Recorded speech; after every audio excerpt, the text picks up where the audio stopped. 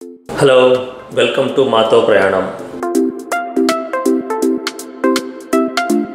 ఈ Muskoka లేక్స్లో total 70 islands అని చెప్పాను కదా నేను ప్రీవియస్ వీడియోలో. ఆ ఉన్న 70 ఐలాండ్స్ ఆల్మోస్ట్ అన్ని స్మాల్ ఐలాండ్సే.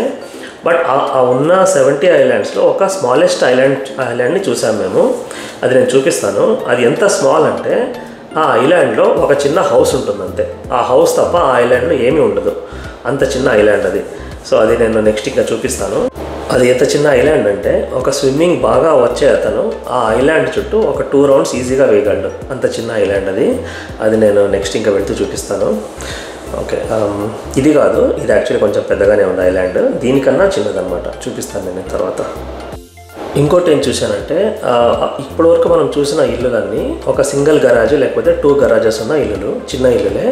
బట్ ఇంకో ఇల్లు ఎట్లా ఉందంటే ఆ ఇంట్లో ఆల్మోస్ట్ 6 గరాజెస్ ఉన్నాయి. అంటే బోట్ పెట్టడానికి 6 గరాజెస్. ఆ గరాజే అంత పెద్దగా ఉంది. సో ఇల్లు ఇంకా చాలా పెద్దగా ఉందన్నమాట. అది నేను నీకు చూపిస్తాను తర్వాత.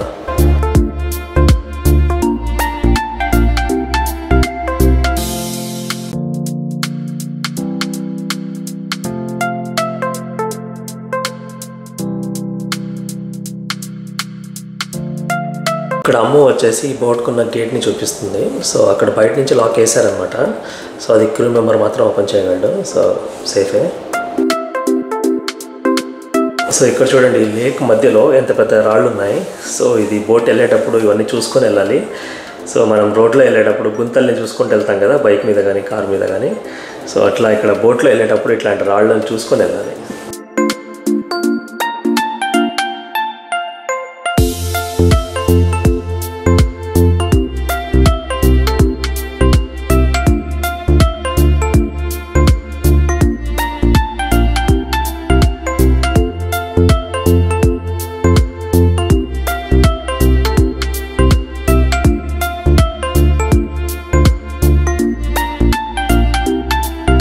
నేను ఇందాక చెప్పాను కదా 6 గరాజెస్ ఉన్న ఇల్లు అని చెప్పేసి.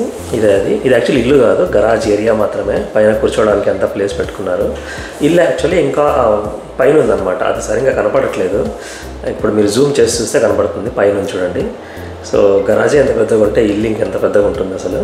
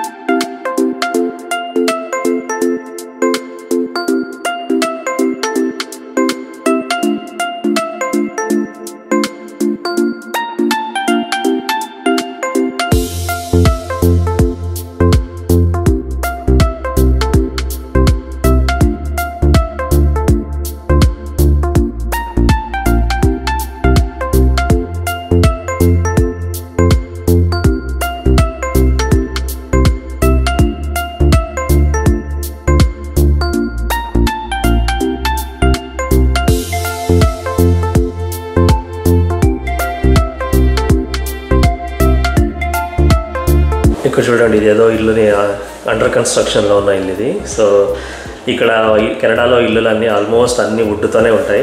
సో ఇక్కడ ఇటుకలు, సిమెంటు ఇట్లాంటి కాన్సెప్టే ఉండదు.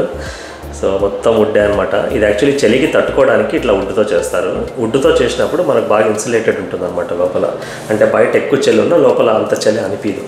సో అందుకని ఇట్లా వుడ్తో చేస్తారు. సో చాలా త్వరగా కూడా అయిపోతుంది. 3-4 మంత్స్లో అయిపోతుంది అనుకుంటా, బాగా కూర్చొని స్టార్ట్ చేస్తే. సో వింటర్లో కష్టం కదా ఇల్లు. సో సమ్మర్లో వచ్చిందంటే మొత్తం ఇట్లాంటి కన్స్ట్రక్షన్ వర్క్లన్నీ స్టార్ట్ చేసుకుంటారు.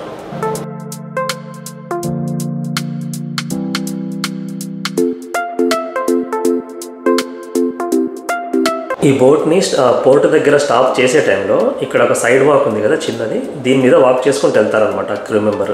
ఇంకేం పోర్ట్ దగ్గరికి వచ్చింది అన్న టైంలో ఇక్కడ నుంచి జంప్ చేసి అక్కడ ఒక తాడుని చెప్పేసి అన్నాను కదా, ఆ తాడుని కడతారనమాట. సో చాలా రిస్కీ ప్రాసెస్ అది. సో అందుకని వాళ్ళు సేఫ్టీ జాకెట్ అన్నీ వేసుకొని వెళ్తారు. సో ఆ క్రూ మెంబర్ వచ్చేసి మాకు గ్రూప్ ఫోటోలన్నీ తీయడానికి హెల్ప్ చేశారు. సో తనని చూపిస్తాను. ఇక్కడ సెంటర్లో ఉన్నారు కదా, తనే అనమాట క్రూ మెంబరు. సో మా గ్రూప్ ఫోటో తీస్తుందని చెప్పేసి మేము కూడా వీడియోలో రమ్మని చెప్పేసి అడిగాను. సో వచ్చారనమాట వీడియోలో.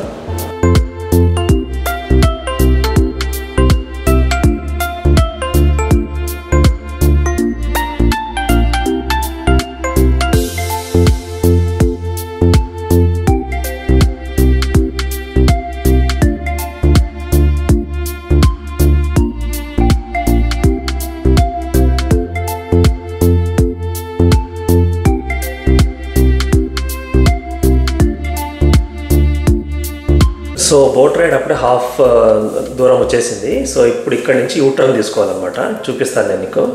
ఇక్కడ మీకు వేవ్స్ చూస్తే తెలిసిపోతుంది యూటర్న్ తీసుకునేది. సో ఈ పాయింట్ నుంచి యూటర్న్ తీసుకోవాలి యాక్చువల్లీ. సో ఇక్కడ మీకు క్లియర్గా కనపడుతుంది యూటర్న్ తీసుకుంటుంది బోట్ అని చెప్పేసి. సో యూటర్న్ తీసుకుని వెళ్ళేటప్పుడు రూట్ వచ్చేసి డిఫరెంట్ రూట్లో వెళ్తుంది అనమాట. ఇందాక మనం వచ్చిన రూట్లో వెళ్ళదు, వేరే రూట్లో వెళ్తుంది. సో ఆ రూట్లో డిఫరెంట్ ఐలాండ్స్, డిఫరెంట్ హౌసెస్ అవన్నీ ఉన్నాయి. సో అవన్నీ చూద్దాం.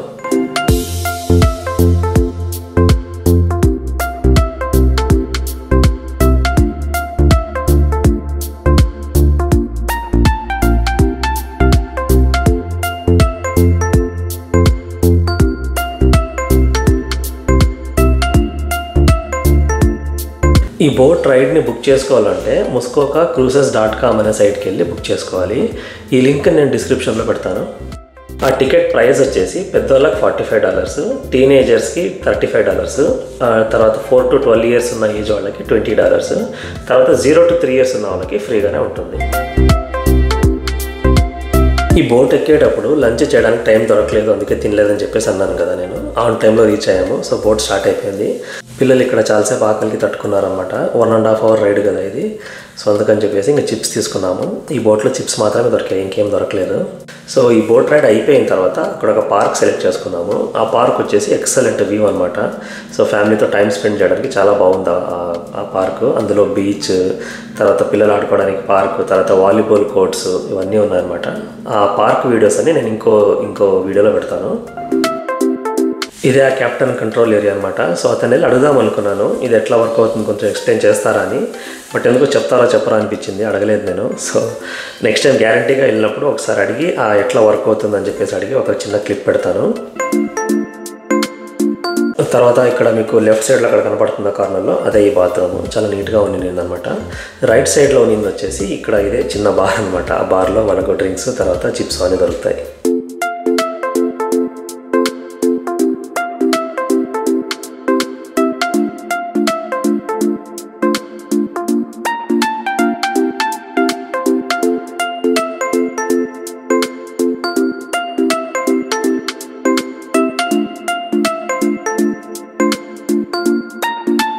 ఇక్కడ మేము చూసిన ఐలాండ్స్లో స్మాలెస్ట్ ఐలాండ్ అని చెప్పేసి అన్నాను కదా, ఇదే ఐలాండ్.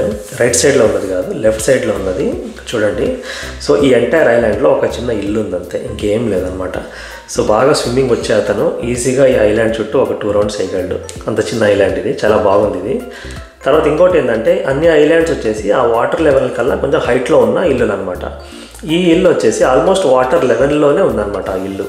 సో ఇదొక డిఫరెంట్ అనమాట ఈ ఐలాండ్.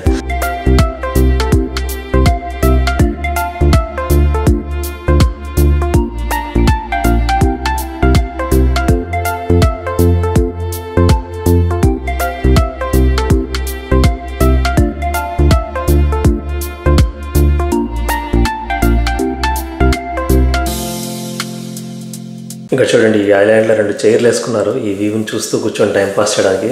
ఎంత ఎక్సలెంట్గా ఉంది కదా ఈ ఐలాండ్. ఇట్లే ఒక రౌండ్ కొడితే ఈ ఐలాండ్ బ్యాక్ యార్డ్లో 2 బోట్లు ఉన్నాయి. తర్వాత ఒక చిన్న బాల్కనీ ఉంది. సో ఈ స్మాలెస్ట్ ఐలాండ్లో ఆల్మోస్ట్ అన్నీ ఉన్నాయన్నమాట. ఎక్సలెంట్గా ఉంది ఈ ఐలాండ్ అయితే.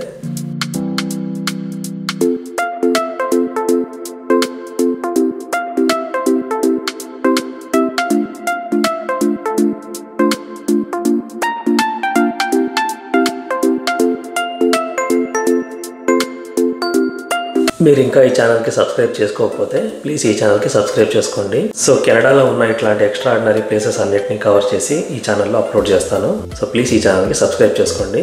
తర్వాత మీ ఫ్రెండ్స్ ఎవరన్నా ఉంటే వాళ్ళకి ఈ వీడియోని షేర్ చేయండి.